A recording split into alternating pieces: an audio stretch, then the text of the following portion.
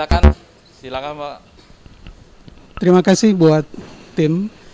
Pertama-tama pertanyaan saya buat Pak Pendeta Manuel Raintung.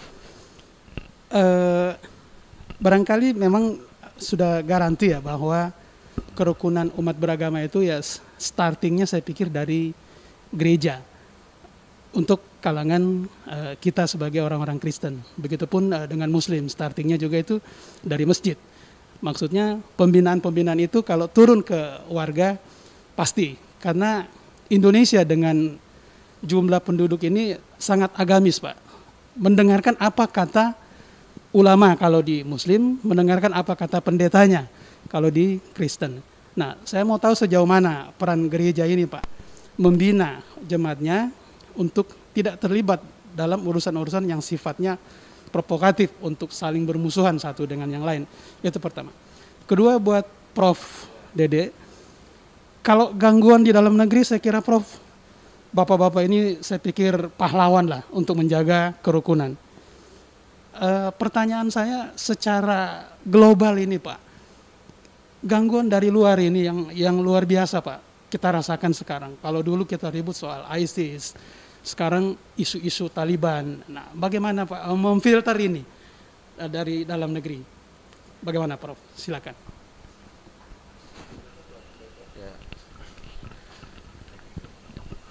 Ya, terima kasih ya Pak Frans.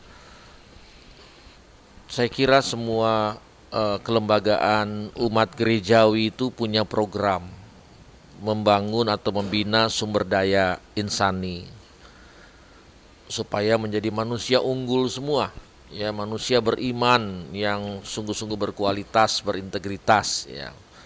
Nah, ini yang tadi ya pesan Prof. Dede tadi, mari pemuka umat itu jaga, rawat, ya, selalu membina agar supaya hidupnya mendatangkan kebaikan, mendatangkan berkat bagi banyak orang. Dan saya kira program, kalau saya dari GPIB, maka program-program tidak hanya program gereja dan masyarakat ya, tapi program-program untuk membangun iman umat itu tidak melulu dia bicara sorga terus begitu ya. Kadang-kadang kalau sudah bicara sorga kita nggak mau tahu lagi nih dengan kehidupan bersama. Jadi perlu juga membangun suasana sorgawi itu dengan orang lain. Jadi inilah yang menjadi tema-tema yang aktual ketika kita bersama-sama membangun kehidupan rukun, damai dan adil ini. Ya, kalau itu ikut motonya yang ada di FKUB itu hidup rukun, damai, ya, adil itu. Nah, saya belajar dari komunitas Katolik.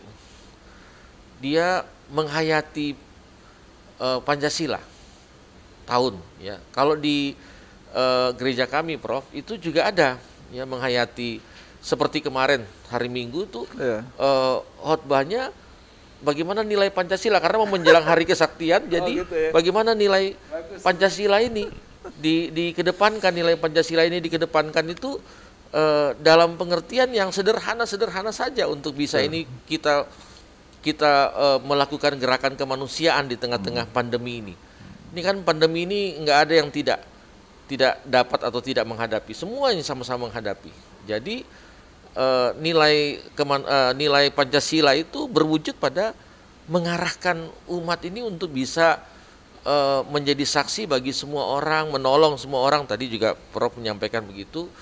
Karena kita justru berlawanan dengan ajaran Kristus, ya, ajaran Yesus, kalau kita ini memilih orang untuk dikasihi. Padahal yang diajarkan tidak ada. Ya. Tidak ada pilih kasih, itu tidak ada. Semua. Ya, untuk semua. Dan memang muatan pembinaan gerejawi banyak soal kasih, tapi bukan kasih hanya untuk mau mengarahkan sorga begitu ya, tapi ini membangun kehidupan bersama yang hidup rukun, hidup damai, hidup adil. Inilah yang bisa diarahkan oleh gereja dengan program-program pembinaan warga gereja ataupun usaha-usaha program gerakan-gerakan kesetiakawanan yang dilakukan.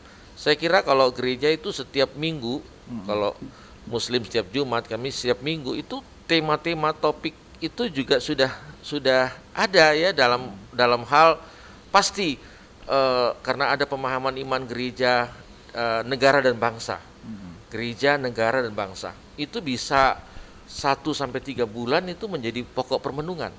Apalagi kalau bulan Agustus itu pasti seperti sekarang ini bulan Oktober, bulan November itu ada atau bulan Mei ya ada kebangkitan, disesuaikan juga dengan situasi-situasi di konteks nyata kita untuk menyuarakan semangat-semangat untuk membangun hidup rukun, membangun hidup damai dan adil. Saya kira sebenarnya warga gereja ini sudah mumpuni lah. Cuma tantangan kan memang semakin banyak.